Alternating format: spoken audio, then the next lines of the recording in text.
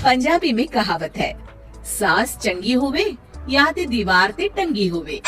संगीता की शादी भी एक ऐसे ही घर में होती है जहां उसकी सास दीवार पर टंगी होती है।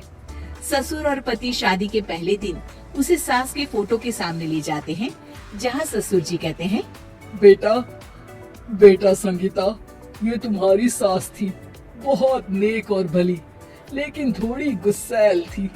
गुस्सा आने पर सब तहस नहस कर देती थी, पर अब ये इस दुनिया में नहीं है। हाँ संगीता, माँ होती तो तुम इनकी कोई बात टाल नहीं सकती थी, वरना तो माँ घर में भूचाल ले आती।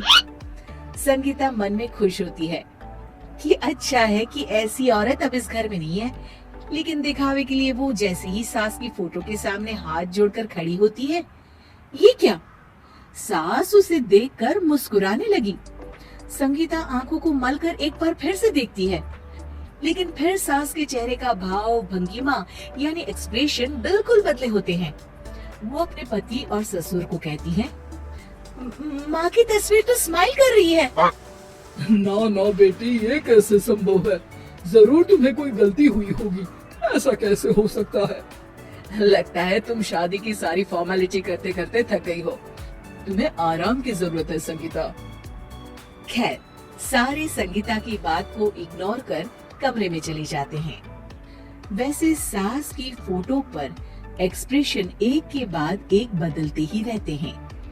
सुबह होती है, पति और ससुर को काम पर भेजकर संगीता कमरे की सफाई करने में लग जाती है कि तभी उसे आवाज आती है, टेबल ठीक से साफ करो। ऐसे भी कोई टेबल साफ करता है? इससे अच्छा तो ये गंदा ही था। किसी औरत की आवाज सुन संगीता दंग रह जाती है और सोचने लगती है कि आवाज कहाँ से आई। आवाज को नजरअंदाज कर वो फिर से अपना काम करना शुरू करती है, लेकिन इस बार तो आवाज बिल्कुल उसके कान के पास से आती है। मेरा घर है ये, जब तक मैं थी चमका कर रखती थी, हर एक चीज शीशे की तरह थी। तुम्हें तो ना सफाई आती है ना कुछ पता है। क्यों तुम्हें मेरे घर की जिम्मेदारी दे दी गई है? पता नहीं तुमने मेरे बेटे को क्या दिखाई दिया। मैं होती तो एक से बढ़कर एक लड़कियों की लाइन लगा देती। अब संगीता को समझने में देर नहीं लगी कि ये आवाज किसी और की नहीं बल्कि उसकी सास की है, जो दीवार पर टंगी है। वो उसके पास जाती है और कहती है, नमस्ते सासू माँ, मुझे तो कल ही लग रहा था कि दीवार में कुछ काला है। वो दीवार नहीं, दाल होती है पगली। सही पकड़े हैं सासू माँ। तो क्या हो गया आपको जो आप यहाँ भी चैन से नहीं बैठी हैं? सुना मैंने आपका व्यवहार काफी गुस्से वाला था। चुप रह तू, ज्यादा बकर बकर ना कर। घर का काम करना तो आता नहीं, आई है मुझसे बहस करने। हाँ देखिए सासू माँ, मैं आपसे साफ साफ कह देती हूँ, मुझसे पंगा लेने की कोशिश मत करिएगा। तभी पीछे से संगीता का पति आता है। अरे संगीता, किससे बात कर रही हो? कौन है वहाँ?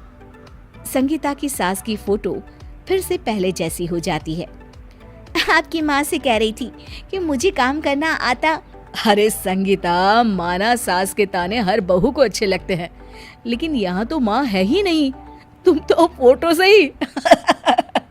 तुम भी लाजवाब हो संगीता।